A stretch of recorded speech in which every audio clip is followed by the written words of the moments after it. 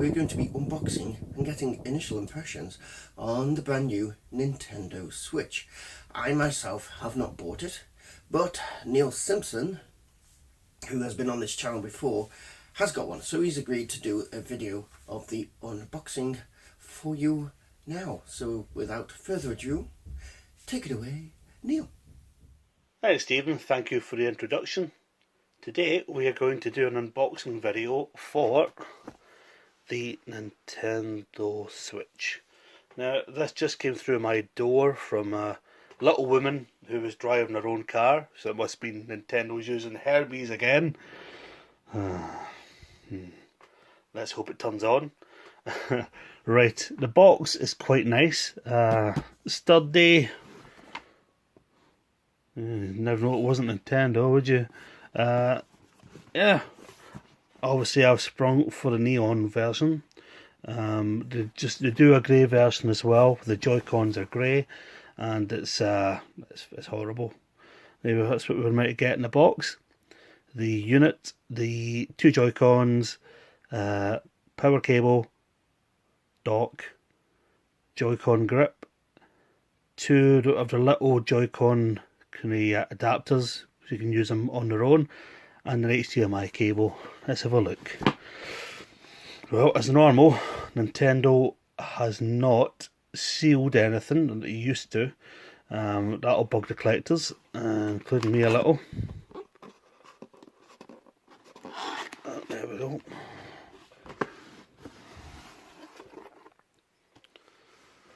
And there it is. It looks like they went for the tray solution. Nintendo has been stacking their products in trays for, well, I think since the Wii. Wii U was, the Wii and the Wii U were definitely stacked. It must just be the way they like to pack things. Must think it's safer. So there we are. The little neon. There you little swords. Little neon Joy-Cons. There we have the unit itself. I'll put that to the side.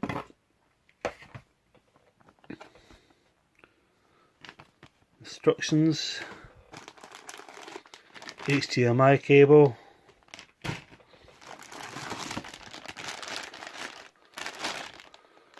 A very decent power brick. None of the bags are sealed either. Nintendo used to seal them. And here we go. That is Type C charger. Will it focus? Hold on. There we go. And the brick. So we'll have a look at the outputs. 5 volt, 1.5 amp to its fast charging, 15 volt and 2.6 amp. Oh, 15 volt. Oh, I hope that the console doesn't get too hot when that happens.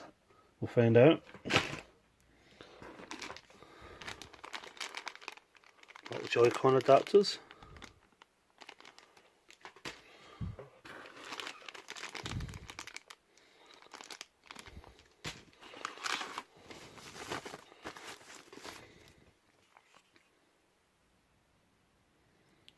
Joy-Con grip.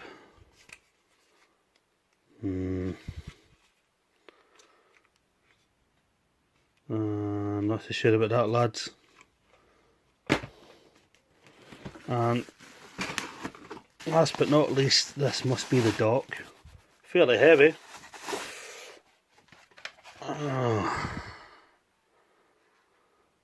LED probably for when it's detects it's been plugged in. Logo. Rubber feet. All the usual crap. That's what it goes. And that. We can find some light. There we go. It's got the same sort of pedestal that the Wii U gamepad had that connects. There we go. Everything is into the side. Closes up. One cable route out. That's quite neat. There's no fan in this. It's just a pass-through dock. I thought there may be some ventilation, or we'll figure that out later. Right. And let's move some stuff out the road. Close this box. We'll use it as a base. Alright.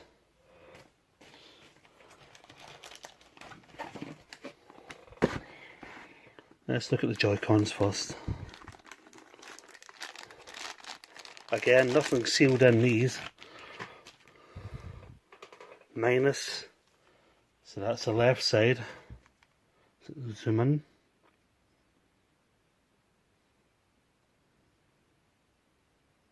Directionality.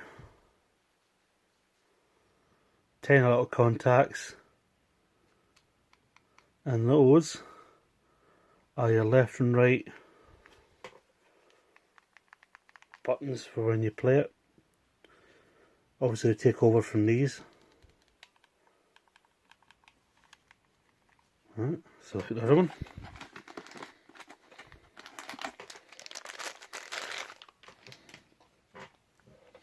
And a plus. There we go. Home button, capture button. And there it is. There's a little range finding infrared camera in the base of this Joy-Con.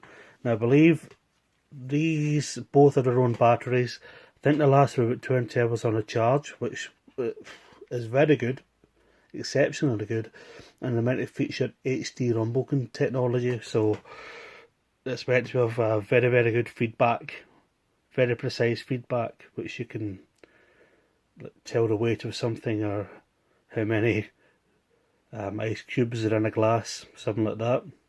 Let's see how well developers have a look at these. Let's put these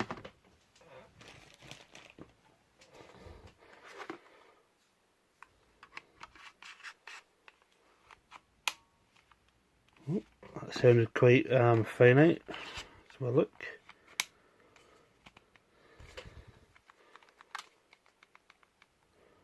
Connects okay. The actual rails are very stable that they click into. The back grip moves quite a fair amount. This bit here has a little bit of movement. Not too bad though. Classic. Oh, there's not a lot of motion on these. That could be a problem. Yep, little nubby ones. Click in. They feel quite like the Vita. Yeah, quite like the ones that were on the Vita. Oh dear. A directional pad which has no connections between, but obviously it takes over from being buttons on its own, so you can forgive them why they did that. Doesn't feel too bad.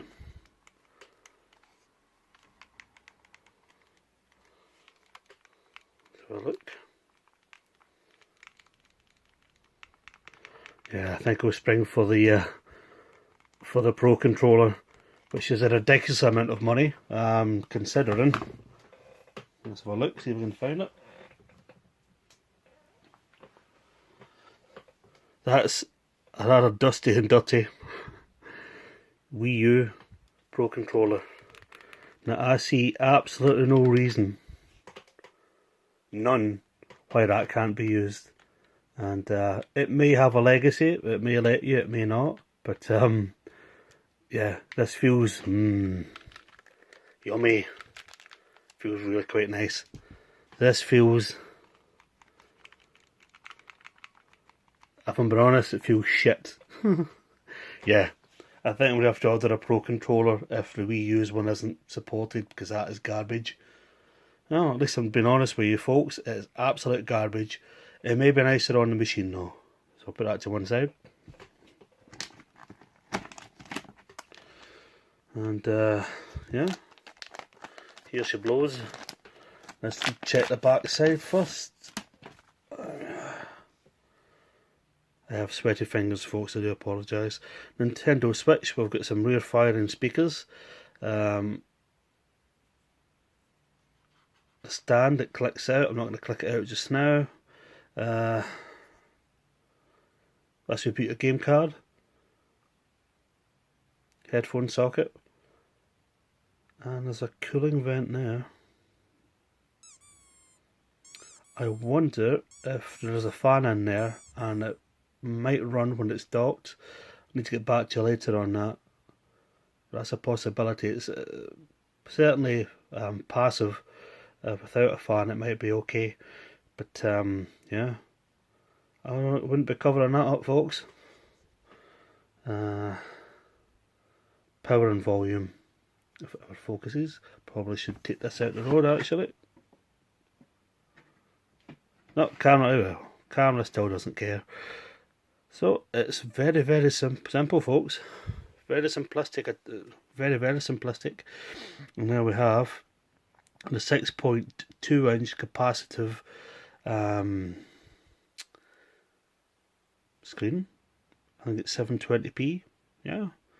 Right. I'm going to put the controllers on and rejig the camera a little bit, and we'll compare it to some of Nintendo's old stuff, and we'll talk about the hardware in a second. Okay. Welcome back. I have tried to move the camera a little to reduce the glare on the screens. That's how it stacks up against Nintendo's current hardware. The Wii U gamepad on the top. The screen size is a bit comparable, maybe 0.2 of an inch in it. Feels a bit cheap, glorious to hold. Buttons are amazing. A little too far apart, but they're not too bad when you consider it. And they're on axis at the top. I don't know how that's going to contend, because obviously you're going to be holding it higher-ish on this side than that side, even though you've got to hit the buttons. If you're playing a game that requires two nubs, we'll have to look into that one, see how it goes when we're actually playing with it. And the classic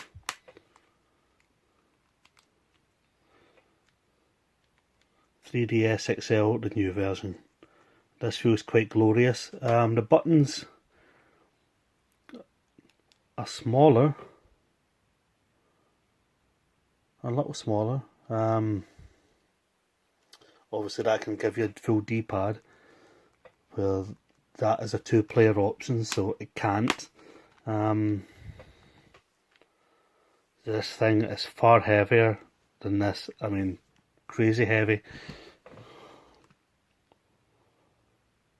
It feels slightly heavier than the Wii U, the gamepad. This is obviously quite dumb, but I have a extended battery in there, so that makes it a little heavier. I've rooted for the larger battery, which is also a problem on this. You can't change the battery. Hardware wise, I'm not going to turn it on quite yet, but hardware wise, it's believed that we have got 4 gigs on board of RAM, 32 gig storage, which isn't great, but it's the same as the Wii U. Obviously, you'll get your 2 controllers that can be used as 1 or 2, which is quite a nice design. It's quite novel. We'll see how it goes.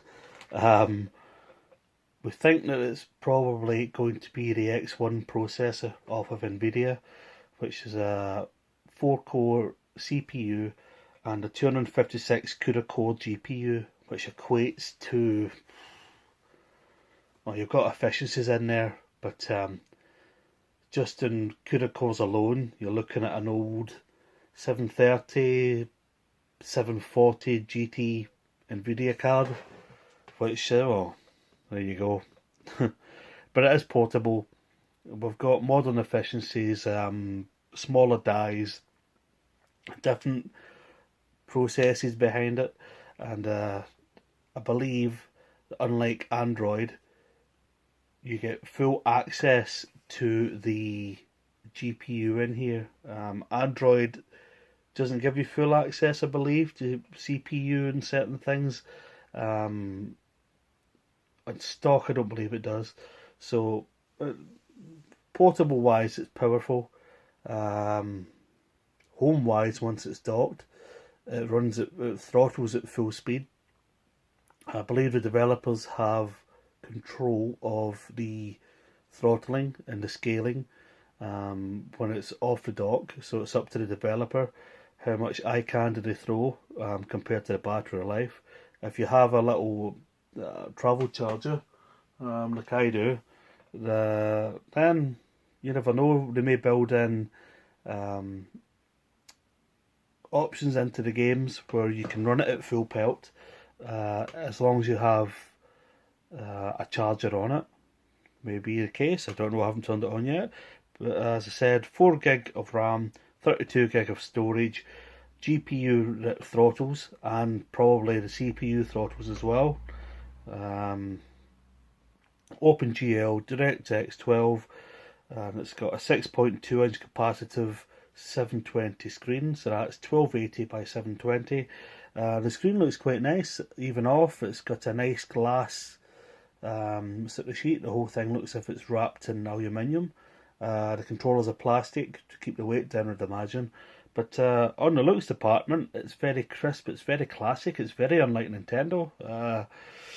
We've seen some very odd shapes from Nintendo in the past. And normally it's consoles are wrapped in quite cheap plastics. But yeah, it looks okay. Oh, the battery, which I spoke about earlier, is I think it's 4,300 milliamp hour, which is alright.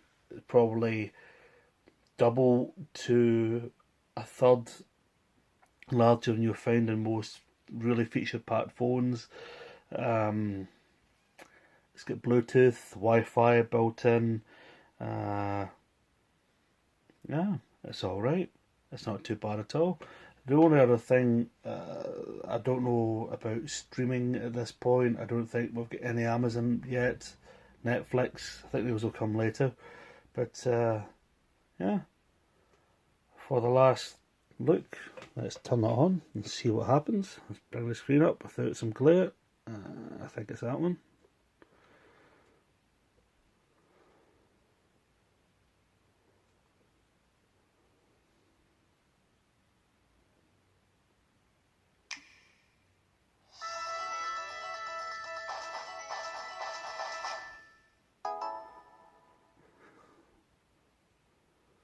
And we'll probably leave it at that, as Nintendo have got a horrific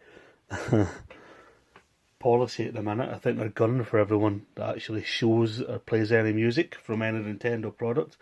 So we'll leave it at that, and I will fart about with this at my own pace. But it looks good. It's made from nice materials. For a portable anyway, it's quite powerful.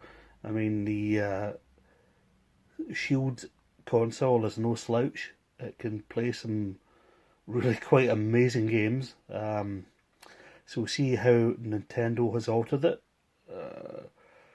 See if it's a little bit faster, if it's a little bit more feature packed.